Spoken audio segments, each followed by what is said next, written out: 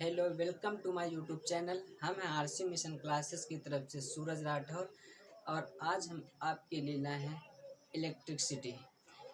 ये जो सीरीज है यूपी बोर्ड के लिए है, 10th के लिए, और हम इंटर के लिए भी यहाँ पर रेगुलर क्लास ली जा रहे हैं सिर्फ यूपी बोर्ड की प्रिपरेशन के लिए।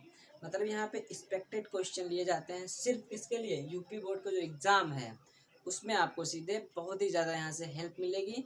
और देखते रहिए हमारे चैनल को, लगातार रेगुलरली देखिएगा, आपको यहाँ से बहुत ही ज़्यादा हेल्प मिलेगी एग्ज़ाम के लिए। तो ये जो हमारी क्लास है आज की बेस क्लास है इलेक्ट्रिसिटी के लिए। हम गारंटी लेते हैं कि आप हमारी ये क्लास को रेगुलर लीजिएगा, आपको इलेक्ट्रिसिटी के जितने भी क्वेश्चन हैं मेंटली सॉल्व हो जाएंगे आपसे, ठीक है। तो आज ये बेस है, इसके बाद हम जो है आपके लिए एक्सरसाइज लाते हैं एनसीईआरटी पैटर्न्स के आधार पर। वो सिर्फ आप एग्ज़ाम में बहुत ही ज़्यादा हेल्प करिए, आप यकीन मानिए आपको बहुत ही हेल्प मिलेगी। तो जो इलेक्ट्रिसिटी है, सबसे पहले हम बात करते हैं विद्युत धारा, ठीक, मतलब धारा। देखो सिर्फ ये बेस है, ये सिर्फ न्यूमेरिकल के लिए, किसके लिए है, ये सिर्फ न्यूमेरिकल सीरीज है। यहाँ पे ज़्यादा डिटेल में मतलब थ्योरी को नहीं बताया जाएगा, सिर्फ न्यूमेरिकल आपको बहुत अच्छे समझ में आएगा। आपने थ्योरी कवर की तब भी, नहीं की तब भी आपको समझ में आने वाले हैं, ठीक। तो हम बात करते हैं धारा की। जो कोई धारा है ये आवेश होता है, ठीक। ये तुम्हारा समय है टी। तो आवेश प्रवाह की दर, यानी समय को हम क्या कहते हैं, दर। तो आवेश प्रवाह की दर को विद्युत धारा कहते हैं। इसे आई से प्रदर्शित करते हैं। इसका मात्रक एम्पियर होता है, जो हमने लिखा नहीं है। विद्युत विभव, एकांक धन परीक्षण आवेश को अनंत से किसी बिंदु तक लाने में, जैसे मान लो अनंत पे कहीं पे रखा है, वहां से उठा के यहाँ तक लाए, और जितना हमने कार्य करेंगे वही क्या होगा, विद्युत विभव। यानी एकांक धन परीक्षण आवेश को अनंत से किसी बिंदु तक लाने में जितना कार्य किया जाता है उसे उस बिंदु पर विद्युत विभव कहते हैं। अब ये क्या होता है, एकांक धन परीक्षण आवेश को एक बिंदु से दूसरे बिंदु तक ले जाने में जितना कार्य किया जाता है उसे ही उस बिंदु पर विद्युत विभवांतर कहते हैं। अब हम बात करते हैं शक्ति की।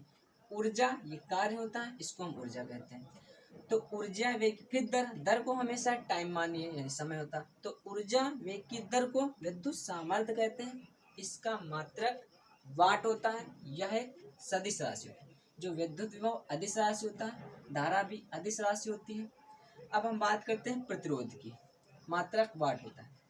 जो प्रतिरोध होता है,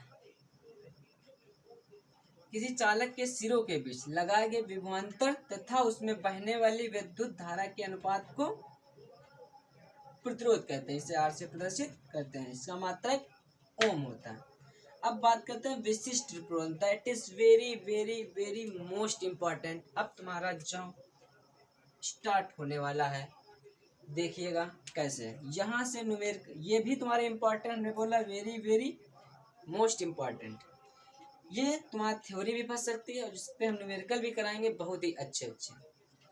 तो क्या कहना है, किसी चालक के सिरों के बीच नहीं, किसी तार का विशिष्ट प्रतिरोध 1 मीटर लंबे, कितना मीटर, इसको 1 मान लो, यानी कि एल भी 1 मीटर, तथा 1 मीटर अनुप्रस्थ काट का क्षेत्रफल वाले तार के प्रतिरोध के बराबर होता है। यानी एक एक एक हो गया तो रो बराबर किसके हो गया, आर के, समझ गए। तो ये क्या होता है, विशिष्ट प्रतिरोध आपका होता है। यही से न्यूमेरिकल ज़्यादा आता है। अभी हम तुमको और सब बताते हैं। ये जो तुम्हारा होता है थोड़ा, इसको क्या कहते हैं, ये जो तुम्हारा होता है ये सेल के लिए, तो किसके लिए, देखो ये जो ओम का नियम एक होता है, वी बराबर आई आर, वहां से निकालिए जरा, हमने ये बताया यही से, ठीक। तो आई लगाएगी, आर नीचे आएगा, वी ई ही होता है। अगर सेल में आंतरिक प्रतिरोध है तो ई हो जाएगा, यानी विद्युत भाग बल है। अगर ये नहीं होता ये तो ई बराबर किसके हो जाता, सीधा वी के इक्वल हो जाता है। बस आर है तो बस सेम होता है। ई को हम वी भी लिखते हैं जब जब आंतरिक प्रतिरोध ना हो, तो ई वी के इक्वल होती है। तो आप ये भी एक फॉर्मूला याद कर दिए, वी मान लो तो आर ऐड कर दिया, आई बराबर हो गया, ठीक। आप कहते हैं श्रेणी क्रम में प्रतिरोध एक होता है R1 plus R2 plus R3। समांतर क्रम में होता है क्या तुम्हारा 1/R। अब हम बात करते हैं तुम्हारा जो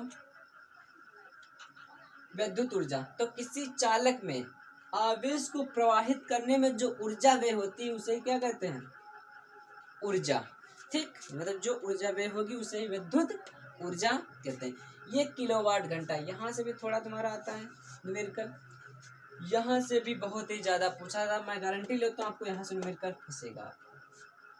तो वाट इसका फॉर्मूला होता है वाट गुणे हावर्स मतलब घंटा गुणे दिन डे बटे 1000। समझ गए कि नहीं? आई होप आपको इतना समझ में आया होगा। देखिए अब हम तुमको कुछ फार्मूले बनाने सिखाते हैं, फिर आपको सीधे न्यूमेरिकल्स पिलाते हैं। आपको बहुत ही मजा आएगा क्लास में, देखते रहिएगा लगा। देखिए आपको कितना एंजॉय आता है। न्यूमेरिकल में गारंटी लेता हूँ आपको चुटकी में हम सिखा देंगे, कुछ नहीं न्यूमेरिकल में। ठीक, देखिएगा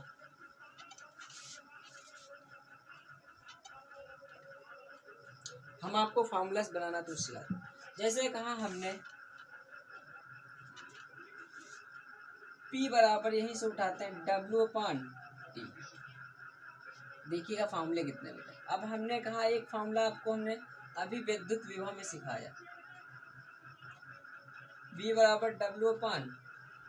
तो यहाँ से W का मान निकालो, क्यों तो V इंटू क्यों हो गया, उठाओ यहाँ पे रख दो W की जगह पे, तो V Q हो गया और बट्टे ये कितना है T। Q बराबर आप जानते हैं क्या होता है IT। तो रखिए, तो ये हो गया V और Q बराबर क्या रखता है Q जब IT, तो I/T, T कैंसिल हो गया, तो P बराबर VI। एक फार्मूला। ठीक, तो आपको रिप्लेस करना आना चाहिए थोड़ा। मैं थोड़ी देर के लिए आपको उस फार्मूले सिखाता। अगर यहीं पे हम P बराबर VI है, अब अगर V बराबर हम रख दे IR ओम वाली, तो ये हो गया तुम्हारा P जब रखा तो IR और एक I पहले से था तो रहेगा I² R। एक ये फार्मूला यानी कि P बराबर I² ये R। ठीक, अगर अब हम थोड़ी देर के लिए आपके लिए हम कहें कि I का मान रखिए ओम के नियम से यहाँ से, तो I बराबर निकाला तो V/R। I निकाल, देखो V बराबर I है, I का मान निकालना, जो गुणे में होता है वो हमेशा बटे में जाता है, तो I बराबर V/R। I का मान उठाओ इसमें रखिए, तो P बराबर यानी I² है तो दोनों का स्क्वायर, तो V² R² और इंटू एक R है, एक R से एक R, तो V²/R। That is very very very most important. यहाँ से तुम्हारे में आता, जितने पे मैं कह दूँ very very very very most important, आप उसको टिक मार ले, इसको याद कर लिए फार्मूला। ठीक, तो आई होप आपको इतना समझ में आया होगा। बहुत है, जितने चाहो उतने आपको फार्मूले बनाना सीख सकते हैं। अब थोड़ी देर के लिए आपको हम एक चीज और बताते हैं, उसके बाद न्यूमेरिकल्स पे आते हैं। तुम्हारे सिर्फ बेस है, बेस एकदम बेस पहले याद, थोड़ी देर को समझिएगा। जैसे हमने कहा W बराबर V इंटू, अब हमने कहा Q बराबर एक फार्मूला याद रखिए IT। देखो एक Q बराबर IT, एक Q बराबर ये नहीं होता, याद रखना है तो रखिए W बराबर Q की जगह रखा IT वाला, तो VIT बन गया। अगर हम बात कर दें, ये जूल है, देखो थोड़ी देर VIT जूल में बन गया। अगर हम बात कर दें यही उष्मा में, देखिए उष्मा अलग से कोई भी चीज नहीं होती, थोड़ी देर के लिए समझो। पहले उष्मा एक ऊर्जा का ही रूप होती है। अगर हम आपको ज़्यादा हमने बोला डिटेल में कुछ नहीं बताएंगे, मेंटली आपको हर एक बात समझ में आ जाएगी फिर भी। ठीक, तो मेंटली समझ में आएगी। देखिए अगर हम बात करें, देखो जो H कब बन जाता, अगर हम W को 4.2 से भाग कर दें तो ये सीधा जूल कहाँ बदलता है, कैलोरी में। समझ गए कि नहीं समझे? बस W को निकालिए और 4.2 से भाग कर दो, बस वही बन गया क्या तो आपको एच का कोई भी फार्मूला याद करने की जरूरत नहीं है। आपको एच का कोई फार्मूला हीट का याद करने की जरूरत नहीं। हमने बोला डब्लू को निकालिए, उसको 4.2 से आप डिवाइड कर दीजिए, आपको वही मिल जाएगा। समझ रहे कि नहीं? समझ रहे? देखो अगर नहीं पता तो एक चीज याद रखो, 1 कैलोरी बराबर होता है 4.2 जूल। समझ गए? अब चाहो तो 1 जूल यहाँ से आप निकालिए, तो ये निकला क्या, 1/4.2 कैलोरी। समझ गए कि नहीं? अपना स्पेलिंग समझ लेना, ठीक? नहीं समझे तो यही चीज होती है। जैसे अब हमने डब्लू निकाला, हमने कहा डब्लू का फॉर्मूला निकल आए, यही हो जाए क्या। अब देखिए जरा समझो थोड़ी देर, हमने कहा डब्लू बराबर VIT हो गया, ये जूल है। अब 1 जूल, लोग देखो VIT और गुणे 1 जूल, ये वही लिखा। जहाँ 1 जूल है वहाँ पे क्या रखें, कितना, तो ये बन गया VIT अब इंटू 1/4 कैलोरी। तो अब ये W कहाँ बदल गए, H में, यानी VIT बटे 4.2 कैलोरी। तो ये उष्मा हो गई। आई होप आपको इतना समझ में आया होगा। हमने पहले बोला है कि आपको कोई भी चीज़ हार्ड नहीं लगेगी, यहाँ पे हर एक चीज़ बिल्कुल सिंपली तरीके से बताई जाएगी, आपको न्यूमेरिकल बहुत अच्छे समझ में आने वाला है। तो ये आपको हमने बोला हीट का कोई भी फॉर्मूला याद करने की आवश्यकता। आप चाहो तो यहाँ पे कुछ भी रहो, V बराबर IR रखेंगे, आप रख दीजिए। तो IR जैसे रखा, तो देखो IR रखोगे तो I मिलकर I² हो गया, यानी कि I² RT बटे 4.2 जूल, यानी कैलोरी बन गया H का। जितने चाहो मेंटली फार्मूला आप बनाइए, आपको हर एक फार्मूला समझ में आ जाएगा, ठीक? तो आई होप आपको इतना समझ में आया होगा। अब देखिए हम थोड़ी देर के लिए बात करते हैं, एक हम जो है फार्मूला लेते हैं जिस पे आपको न्यूमेरिकल्स कराते हैं, आपको बहुत ही मजा आएगा। हमने कहा, हमने पहला फार्मूला लिया विशिष्ट प्रतिरोध का। किसका? विशिष्ट प्रतिरोध का। क्या होता है, रो बराबर RA/L। अब जैसे हमने मान लिया एक चालक तार है, क्या हमने मान लिया, एक चालक तार है जिसकी लंबाई 3 गुना बढ़ा दे। कितने गुना? 3 टाइम्स हमने बढ़ा दिया उसकी लंबाई को खींचकर, तो उसका नया प्रतिरोध कितना हो जाएगा। समझना, हमने कहा एक चालक तार है जिसका प्रतिरोध 4 ओम है, R बराबर कितना है, 4 ओम। यदि उसकी लंबाई 3 गुना बढ़ा दें तो नया प्रतिरोध कितना हो जाएगा। समझ गए कि नहीं? 3 गुना हमने बढ़ाया, तो देखिए सबसे पहले हम आपको शॉर्ट ट्रिक बताते हैं, फिर उसका फार्मूला कहाँ से आया उसको बताते हैं। तो जो शॉर्ट ट्रिक से एक ही लाइन में उसका आंसर हो जाएगा। तो हम बात करते हैं थोड़ी देर के लिए, R' जो हो जाएगा N² R, ये आपको याद रखना है। समझ गए कि नहीं? तो 3 गुना कितना, अगर हम 3 उसकी लंबाई को पकड़कर 3 गुना बढ़ा दें तो जो उसका नया प्रतिरोध हो जाएगा N, यानी N कितना बढ़ा रहे हैं, 3 टाइम्स। आप रखिए यहाँ पे, तो R' 3 का स्क्वायर इंटू R का मान 4, ये हो गया 3 3 9 इंटू 4, 9 चौक 36 ओम। ये आपका होगा फाइनली आंसर। आई होप आपको ये समझ में आया होगा। अभी इसका बेस बता देगा।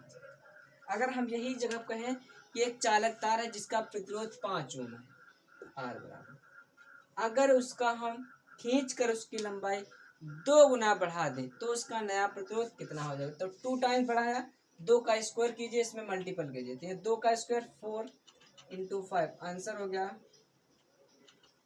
R'। आई होप आपको ये समझ में आया होगा। अब देखिए जो फार्मूला हमने बोला आपको याद रखना, R' बराबर N² R।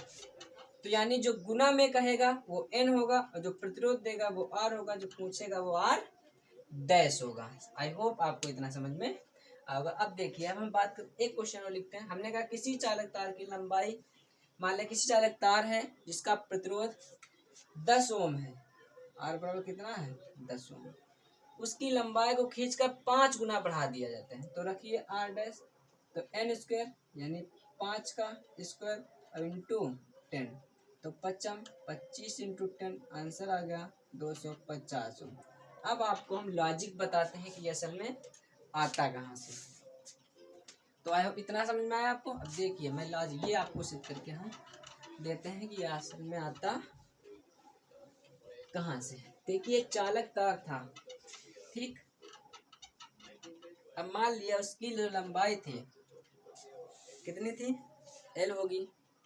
अब हमने खींच कर उसको मान लिया हमने कितना गुना बढ़ा दिया, 3 गुना बढ़ा दिया। कितने गुना, 3 गुना बढ़ा दिया। 3 गुना ही हमने मान लिया 2 गुना बढ़ा दिया, जितने गुना चाहो। हमने कहा कि चालक तार है जिसकी लंबाई 2 गुना, तो जो प्रारंभिक लंबाई होगी उसकी पहले, देखो फॉर्मूला हम कौन सा लगाएंगे, जो रो बराबर होता है आर ए अपॉन एल होगा, ठीक। यहीं से क्वेश्चन के हम डिटेल्स को निकालते हैं, देखना। तो देखिए जो तार है नया हमारा, कौन सा है, तार है, उसको जहाँ हम लंबाई बढ़ाएं कुछ भी बढ़ाएं उसका मतलब जो विशिष्ट प्रतिरोध होता वो कभी बदलता नहीं है। तो जैसे हमने मान लिया आयतन की हम बात करते, कभी आयतन भी नहीं बदलेगा, air dash into L dash. अब हम जरा बात करते हैं, हमने कहा कि जैसे एक चालक तार थी उसकी लंबाई कितने गुना बढ़ा दिया, 2 गुना बढ़ा दिया। कितने गुना, 2 गुना बढ़ा दिया। तो यानी कि पहले जो प्रारंभिक लंबाई थी वो एल थी, अब जो बढ़ी है वो एल डैश है। तो एल डैश कितनी हो गई, 2 गुना बढ़ा है तो 2L हो गई कि नहीं हो गई। अब जरा इसको इसके नीचे रहे तो एल डैश अपान एल बराबर कितना हो गया तुम्हारा, 2 हो गया। अब आयतन तो कभी बदलेगा नहीं उसका, चालक तार तो वही है ना। तो यहाँ से एक कंडीशन निकालिए आप जरा, यानी कि ए अपान ए डैश बराबर एल डैश अपान एल, ये समझ में आया यहाँ से। अब हमको चाहिए क्या, तार चाहिए ना। तो पहले क्या था, आर था, फिर क्या हो जाएगा, आर डैश हो जाएगा। तो यहाँ से आर का मान निकालना है जरा, तो आर बराबर यानी रो इंटू एल अपान ए हो गया। तो ये R1 मान लो, तो ये 1 हो गया ना, तो इसके लिए पहले में अब आर डैश हमको निकालना है। तो रो तो नहीं चेंज हो सकता, इसको एल डैश अपान ए डैश हो गया, डिवाइड कर दीजिए आप, ये कट गया। तो आर अपान आर डैश बराबर एल अपान ए टोटल के बटे एल डैश अपान ए डैश। अब ये ऊपर गया और ये नीचे आ गया, तो L A dash upon A L dash, ये क्या है, आर अपान आर डैश। हमको आर डैश चाहिए, ये गुणे में आया, ठीक। चाहो तो इसी में रखो। अब देखो हमको इसका मान पता है, इसका जरा देखो, एक बार हम थोड़ा और करते हैं इसको, जरा क्या करते हैं पलट दीजिए, क्या करो, चाहो तो यहीं पलट दो, हटाओ। देखो एल अपान एल डैश, तो this implies L upon L dash जब पलटोगे तो 1/2 होगा, और इसके भी क्या है, दोनों का मान, यानी इसका भी मान ये है। अगर हम इसको थोड़ी देर के लिए पलटें तो ये क्या हो गया, यानी ए डैश अपान ए और एल अपान एल डैश बराबर भी क्या है 1/2, यानी दोनों बराबर है।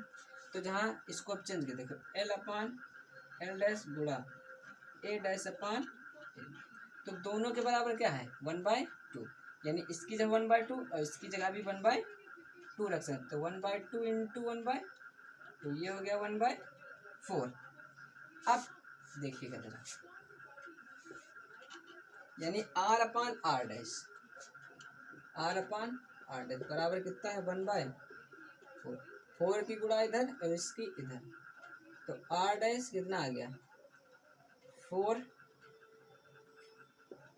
आर, यानी आपको समझ में आ गया ना कि n यानी 2 गुना था, तो n बराबर मतलब 2 था, तभी तो 2 स्क्वायर हुआ। यानी हमने आपको फॉर्मूला क्या बताया था, n स्क्वायर आर, समझ गए।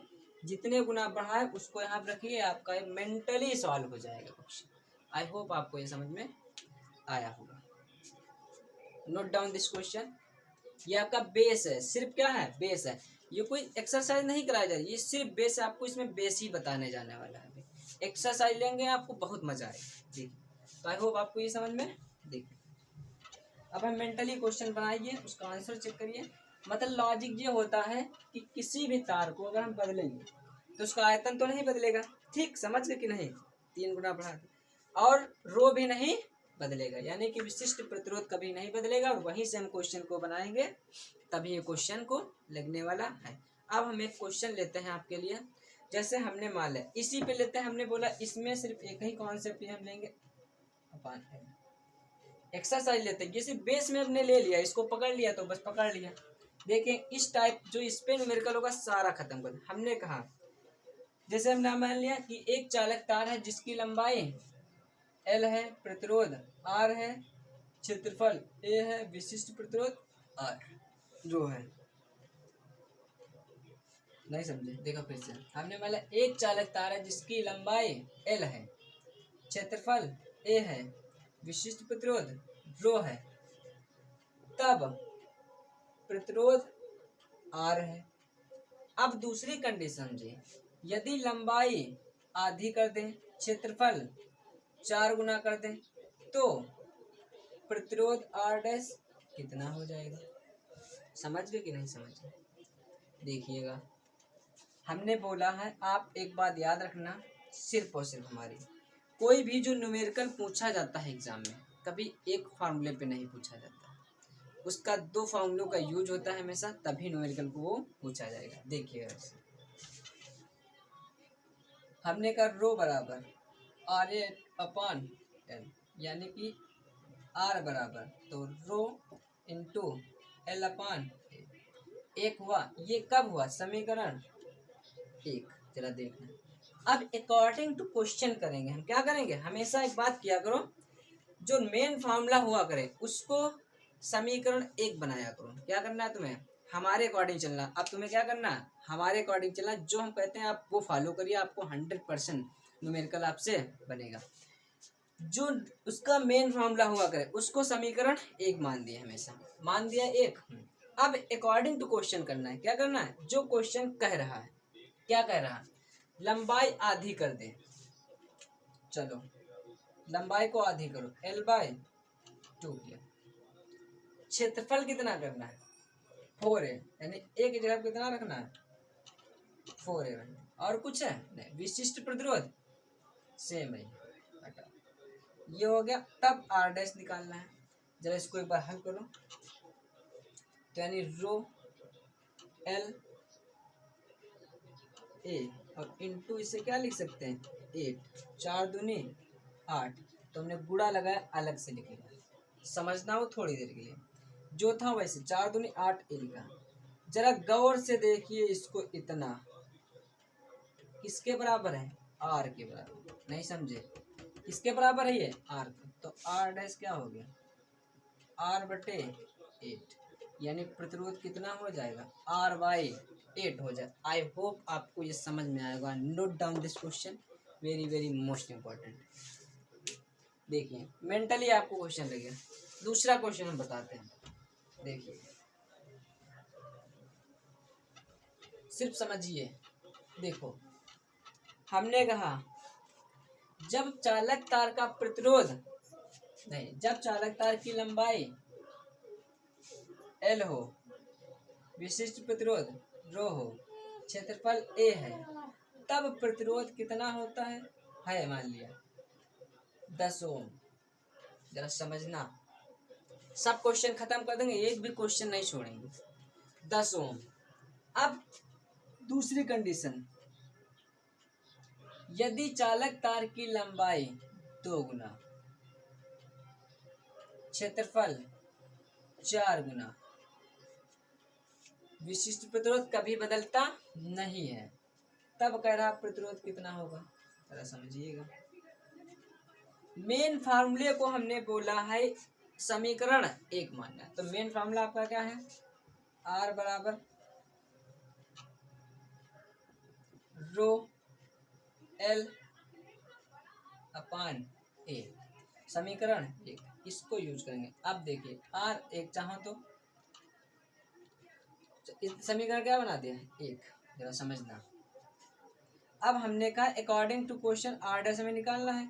अब क्वेश्चन करिए क्या कह रहा, रो बदल रहा है, नहीं बदल रहा, एल बदल रही, हाँ बदल रही, कितनी, 2 गुना कह रहा, रख दीजिए 2l। क्षेत्रफल कह रहा 4 गुना है, 1/2 करिए जरा, रो एल ए 1/2 बचा, ये लिखिए। गौर से देखिए इतना क्या है, आर है, तो आर डैश बराबर r/2, लेकिन आर का मान कितना था 10 ओम, 10/2, आंसर कितना आ गया 5 ओम। आई होप आपको ये समझ में आया होगा। देखिए जाइए मेंटली क्वेश्चन करेंगे आप, सेकंडों नहीं लिखने वाले हैं।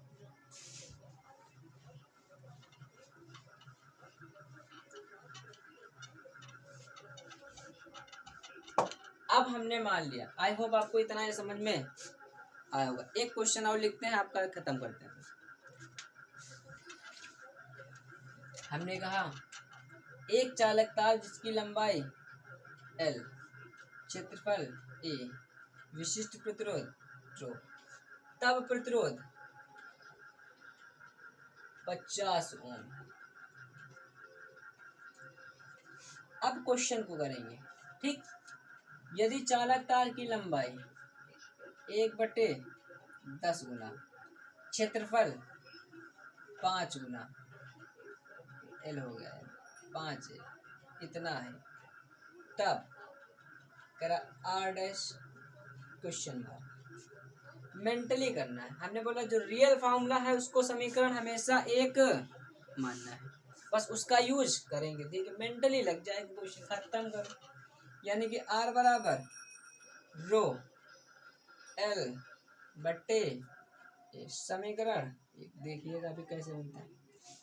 आर डैश निकालना है, रो चेंज नहीं होता है, एल का मान कितना है, यानी L/10, एरिया कितना है, क्षेत्रफल 5 पे, समझ गए, 5×50, यानी रो एल ए इंटू 1/50। गौर से देखिए इतना क्या है, आर है, तो आर डैश यानी रो एल, यानी आर रख दोगे इसकी जगह पे, तो R/50। आर का मान कितना है 50, तो 50/50 कट के आंसर कितना 1 ओम। आई होप आपको ये इतना समझ में आया होगा। तो ये रहा तुम्हारा बेस। और अब हम जो लेते हैं तुम्हारे क्वेश्चन को, अगले क्वेश्चन में, मतलब अगले जो वीडियो बनाएंगे उसमें लेते हैं। बताओ तो इसमें थोड़े बहुत और जो है मैं तुम्हारा बेस ले लेते हैं, फिर चलो अच्छा 1-2 और बेस के क्वेश्चन लेते हैं जो तुम्हारे बहुत अच्छे समझ में आएगा। फिर हम एक्सरसाइज लेते हैं। देखिए 4-5 और लेते हैं बस।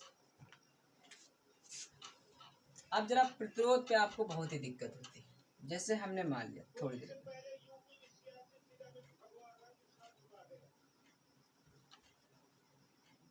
एक हम वैसे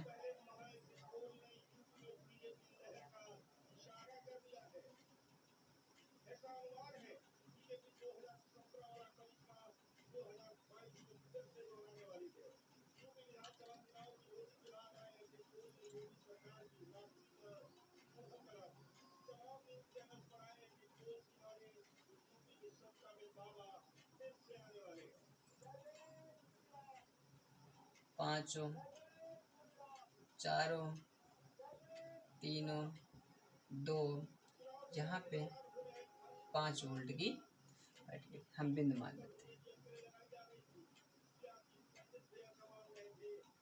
ए बी सी बेस है आपका, ओनली बेस है। क्वेश्चन जो हम लेते हैं अगले जो मतलब जो अगला वीडियो आएगा हम उसमें लेंगे, आपको बहुत ही अच्छे समय, बस थोड़ा सा बेस देखिए आप। क्वेश्चन तुमसे पूछे जाएंगे इस प्रकार के, कहेगा सबसे पहले तुल्य प्रतिरोध बताइए, क्या पूछा जाएगा, नंबर 1 क्वेश्चन कहेगा नंबर 1 क्वेश्चन, कुल प्रतिरोध यानी आर बताइए क्वेश्चन 1। फिर क्या सकता है तुमसे, कुल धारा। नंबर 2 क्वेश्चन यानी धारा ज्ञात। नंबर 3 क्वेश्चन, ये समझ में आता है सब कर लेते हैं, ये भी सब कर लेते हैं, सब बता देंगे। लेकिन जब बात आती है किसमें कि 5 ओम 4 ओम 3 ओम 2 ओम के बीच विभवांतर निकालिए। क्या निकालिए, विभवांतर, यानी कि वी फाइंड करना है। बस क्वेश्चन बन गया कठिन है आपका। ये जब लगता है जब आपके कॉन्सेप्ट क्लियर होते हैं, वरना लगने वाला है ही नहीं। बिना कॉन्सेप्ट कोई भी चीज है ही नहीं।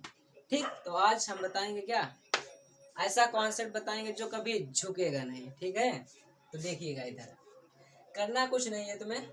सबसे पहले नंबर में एक बात तुमको बताते हैं, क्या करना है तुम्हें, जो मैं बोलता हूँ उसको आप करिए जाएंगे। सबसे पहले आपको कुल प्रतिरोध निकालना है। जब कुल रेजिस्टेंस आपका यानी टोटल रेजिस्टेंस आ जाएगा, तब आपको कुल धारा निकालनी है। उसके बाद सारे क्वेश्चन करना है, जिसके बीच का पूछे, यहाँ का पूछे विभवांतर, यहाँ पूछे, यहाँ पूछे, जहाँ का पूछे, मैं गारंटी लेता आपको मेंटली सॉल्व हो जाएगा। कभी रॉन्ग हो ही नहीं सकता, सवाल ही नहीं बनता कि जो आपका क्वेश्चन गलत हो जाए। मैं जितना बोलना उतना करें। सबसे पहले क्या करना है तुम्हें, कुल प्रतिरोध निकालिए। देखिए करना क्या है, ए बी के बीच क्या करना है, कुल प्रतिरोध निकालिए। तो 5 + 4 काहे में लगे हैं दोनों, श्रेणी क्रम में, यानी 5 + 4 तो कितना हो गया यार, 5 4 9। जब ये श्रेणी में हो गया, अब जब ये ऐसा वायर बन गया, अब ये कहाँ में हो गया, इसके भाई ये ऐसे बन गया श्रेणी में। अब एक यहाँ बनेगा नया, वो इसके समांतर में हो जाएगा। तो ये मान लिया आर डैश, ठीक, कितना 3 ओम के समांतर में, यानी 1/, लगाइए आर डैश निकालिए और डबल डैश कर लो। तो 1/r डैश यानी 3, 1/9 एलसीएम लीजिए, 9 मिलेगा, यहाँ से 3 से +1 यानी कितना हो जाएगा 4, यानी कि 9/4 पलट दिया तो r डबल डैश हो गया। तो इतना आ गया, मेरा समझो कितना आ गया आपका, ये इतना आ गया। अब ये इसके कहाँ में लगा, ये समांतर में लगा है ना, जरा समझो। ये हो गया क्वेश्चन आपका क्या, मिस्टेक। जरा समझो, देखो मिस्टेक नहीं था, थोड़ा सा मिस्टेक हुआ है।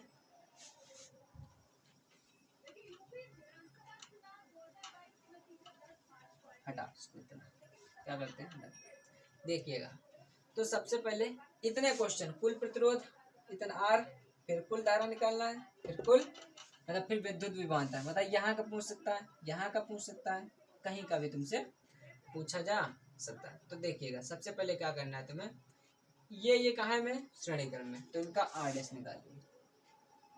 क्या निकालना है, आर डैश, आर निकालो, आर डैश में आर निकालो। 5 + 4 कितना हो गया, 9 ओम। ठीक, अब ये कहाँ में लग गए दोनों, समांतर में हो गया ना। अब देखिए हमको ए बी के बीच चाहिए, तो एक ये मतलब यहाँ पे जो एक मान लिया, इसको थोड़ी देर हटाओ, यानी ऐसे ऐसे कुछ बना होगा, वो कितना होगा 9 का। तो ये कहाँ में, तीनों समांतर क्रम में। ठीक, तो 1/r डैश हमें निकालना है, 1/9 हुआ, +1/3 हुआ, +1/, ये 2 हो गया। ठीक, अब क्या करिए, 18 ले लीजिए सबका एलसीएम।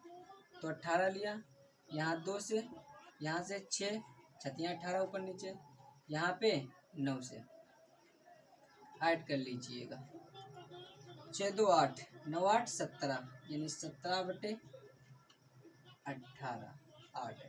तो आर डैश निकालिए, पलट दीजिए, तो 18/17 ये आपका आ गया क्या तुम्हारा आर, यानी टोटल प्रतिरोध आ गया आपका। ठीक, अब कुल धारा निकालनी है, तो V बराबर आई आर, तो I बराबर V/R, तो V का मान 5/R का मान 18/17, ये 17 ऊपर गया, 17 × 5 85/, ये 18, ये तुम्हारा क्या आ गई, कुल धारा आ गई। कितनी धारा, 85/18, ये आपकी कुल धारा आ गई। ठीक, अब जरा कुल धारा निकल आई हमारी। अब तुमसे मतलब 2 क्वेश्चन लग गए। ये क्वेश्चन थोड़ा अच्छा है, बस क्वेश्चन क्या अच्छा, बस यही क्वेश्चन अच्छा, और आपके पेपर में ऐसे क्वेश्चन जरूर पूछते हैं। तो देखिएगा, अब आपको हम कौन सा बताते हैं कि 85/18 धारा कितनी थी, देखिए 85/18।